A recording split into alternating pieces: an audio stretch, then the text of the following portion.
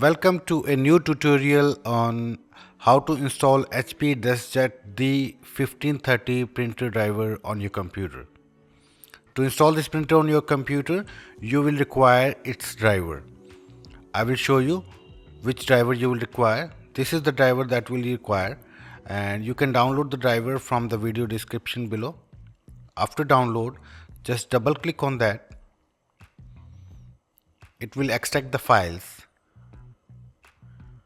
So please wait while extracting. Click on install.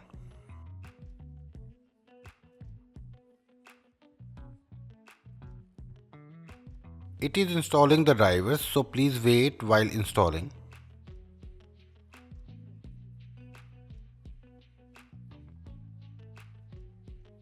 Now connect the USB cable of the printer to the computer and make sure the printer is turned on, and then click on next. Click on finish. As you can see these four icons, the printer has been installed successfully on your computer. So that's it for now. If you like this video, please like, share and subscribe our YouTube channel.